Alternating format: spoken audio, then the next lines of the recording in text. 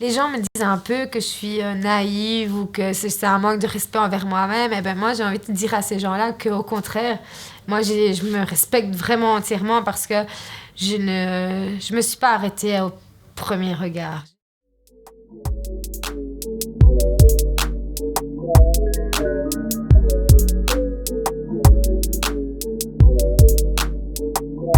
Donc, ma dernière relation date d'il y a 3 ans. Et donc, j'étais restée 8 ans avec ce jeune garçon avec qui j'avais des projets bébé et compagnie. Et puis, suite à une infidélité, j'ai décidé de prendre mes clics et mes claques et de m'en aller. Il m'a fallu quand même quelques temps avant de pouvoir recommencer à rencontrer des garçons. Mais sinon, ça a été... Voilà, il y a eu quand même des allers-retours, on a réessayé. Mais effectivement, de toute façon, un vase qui est cassé, on ne peut pas le recoller. Hein.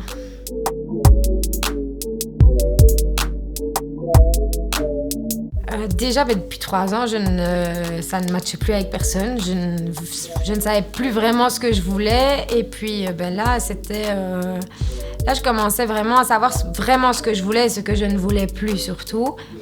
Et puis, inscription au début du confinement, j'avoue. Donc là, je me suis dit vraiment, zut, comment je vais faire, moi, pour rencontrer quelqu'un, en fait, maintenant. Et comme je suivais l'émission et j'étais chez ma meilleure amie et je lui ai dit, je cohabitais pendant le confinement chez ma meilleure amie. Et je lui ai dit, le mardi, moi, c'est Mariée au premier regard. Hein, c'est comme ça. Et elle me dit, je connais pas, donc on regardait Mariée au premier regard. Et un jour, j'ai été me coucher dans le lit de son fils et je me suis dit... Inscription Mariée au premier regard. Bon, allez, pourquoi pas, mais je me suis jamais imaginé que j'allais te rappeler par après et encore moins me marier.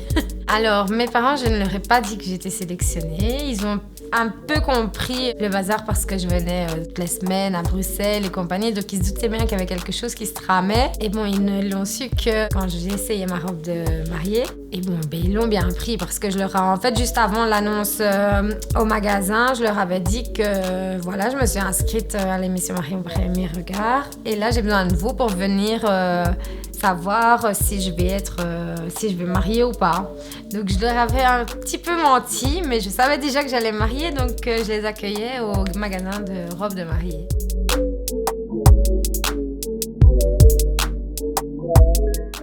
J'ai pas dormi pendant quelques jours, pendant beaucoup de jours d'ailleurs.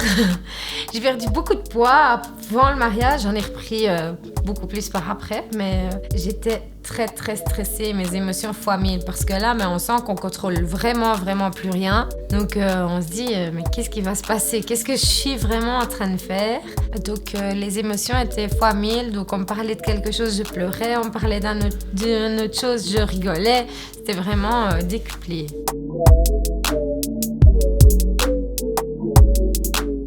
Déjà, ça a été très long en démarrant de chez mes parents jusqu'à la commune, alors qu'il n'y a que 10 minutes entre les deux. Mais ça a été très très long. Et puis, j'ai ma petite sœur qui m'a abandonnée pour rentrer dans la salle. Mais par contre, quand je suis rentrée dans la salle, on avait dit qu'on allait se faire un petit code. Et bon, à mon avis, c'était trop flagrant qu'elle fasse ça. Non, je ne le sens pas. Mais elle m'a fait... Parce qu'elle s'est vraiment dit... c'est pas le genre de ma sœur, donc elle s'est vraiment inquiétée. Et bon, là, je pense que vraiment, on est dans une bulle. Une fois qu'on ouvre la porte de la salle, on est dans une bulle. Bon, c'est plus ce qui se passe. Vraiment, on se rend vraiment pas compte. Et donc, j'arrive devant monsieur le bourgmestre et je vois Junior, effectivement, et qui a une prestance, qui est classe, vraiment, dans son beau petit costume. Il a l'air très mature, vraiment élégant. Donc, j'essaie d'observer un petit peu, mais on sait pas trop ce qu'on ressent à ce moment-là, en fait. C'est un moment assez spécial. Il y a 1000 questions qui nous passent par la tête. Donc, sur son visage, ça s'est plus vu. Moi, ça s'est peut-être un petit peu moins vu parce que je m'étais déjà posé beaucoup de questions. Et c'est surtout que je m'étais dit que c'est vraiment si la personne en face de moi me dégoûtait, vraiment physiquement, c'était impossible. Alors là, je pouvais dire non.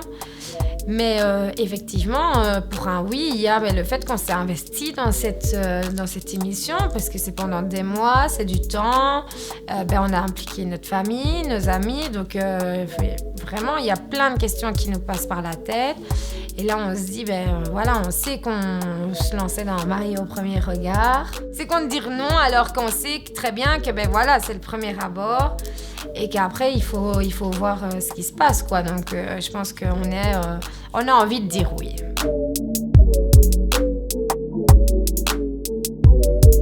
Trop bien. Ce qui s'est passé à notre soirée de mariage reste à notre soirée de mariage, mais elle était trop cool.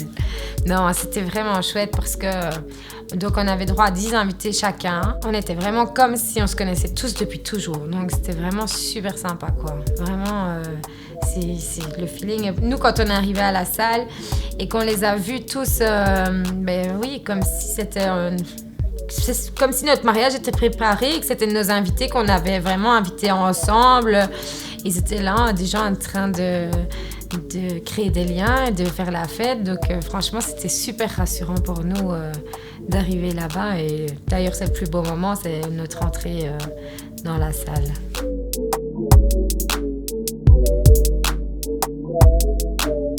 Alors, on a choisi de ne pas partir en voyage de noces, mais parce que on n'accrochait pas. Et je pense qu'on a vraiment eu un retour d'émotion, un retour de tout, de fatigue. Moi, j'étais avec la séance photo, j'avais attrapé froid, j'étais vraiment fatiguée. Ça faisait plus d'une semaine que je ne dormais plus. J'avais juste envie de dormir et qu'on me laisse tranquille. Et comme Junior, parfois, est un peu... Voilà, lui n'avait pas envie et moi déjà aussi, moi aussi j'avais besoin de mes copines pour m'aider un peu, de me dire est-ce que je prends le risque puisque je suis aussi très impulsive et j'avais pas envie avec la fatigue, l'avion, j'ai pris une fois l'avion dans ma vie pour 1h30 donc j'avais peur de l'avion aussi. Je voulais pas qu'on se dispute face caméra, que ce soit un gros bazar pour tout le monde, mais il devrait m'emmener en voyage de noces. De divornos. C'était avec le recul, on se dit, on aurait quand même dû. Mais bon, on a choisi la décision la plus responsable pour tous les deux, je pense. Je pense que si on était partis en voyage de noces, on aurait pu vraiment casser ce lien qui est entre nous tellement... on ne sait pas se taire tous les deux, on est rentre dedans tous les deux, donc je pense que ça aurait été un petit peu...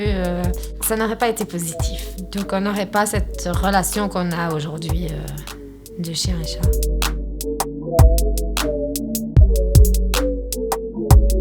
Ça dépend, comme ça.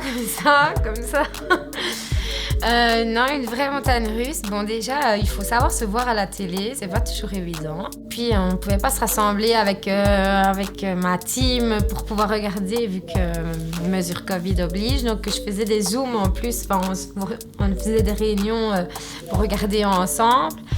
Et j'essayais de le regarder chez mes parents. Mais moi, j'avais plus d'inquiétude pour mon entourage, en fait. Ils savent que j'ai un caractère très fort et que moi, je sais qui je suis, je sais ce que je vaux et que je me laisse pas abattre par une diffusion d'images.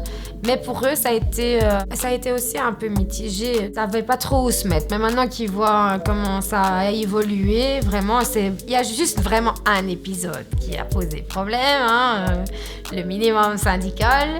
Qu'il dit à ses copains que s'ils étaient pas là, il aurait dit non, frère. C'est pas possible. Non, mais donc là, heureusement, j'étais chez mes parents pour cet épisode-là.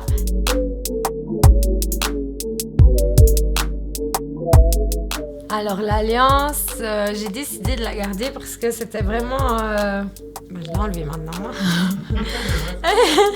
Et puis là, j'ai perdu un petit peu de poids, donc j'ai su la retirer. Non, l'alliance, j'avais décidé de la garder parce que c'était vraiment... pour moi, c'est quand même un signe d'investissement. C'était pas juste le symbole de notre mariage, c'était vraiment le symbole de de notre engagement à marier au premier regard, en fait. Je trouve que c'est un peu bizarre à dire, hein, parce qu'on s'engage pour un mariage, évidemment, mais cette alliance, elle représentait vraiment tout ce qu'on a vécu, d'abord chacun de notre côté, puis ensemble, et toutes ces émotions qu'on a vécues, toutes ces choses qu'on a apprises aussi grâce à cette émission, grâce à ces rencontres, tous ensemble. Voilà, c'est mon symbole et je la garderai toujours. Enfin, je ne l'ai plus à mon doigt, mais je la garderai toujours. C'est Manon et Junior, de marier au premier regard et voilà.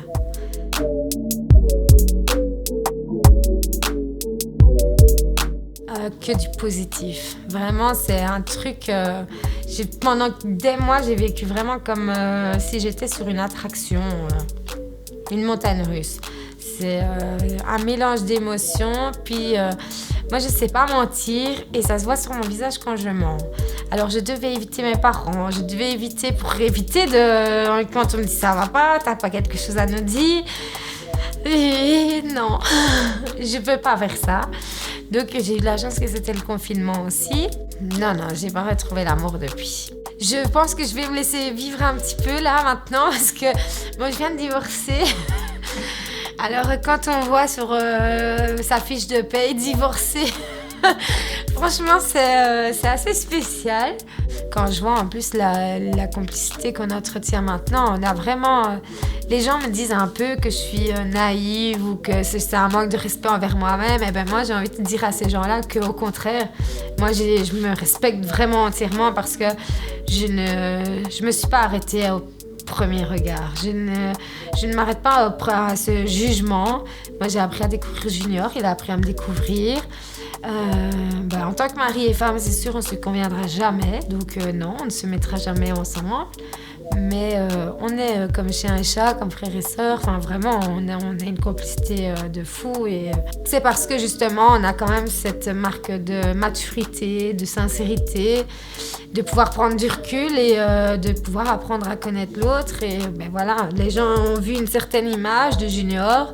Et moi, j'en ai découvert une autre et voilà. Je suis contente de l'avoir rencontré et je sais que je peux compter sur lui. Il est là, on sonne, on se fait un petit message. Quand j'ai besoin de lui, il est là. Et quand j'ai envie de pâtes carbo, il me fait des pâtes carbo. Mais ça,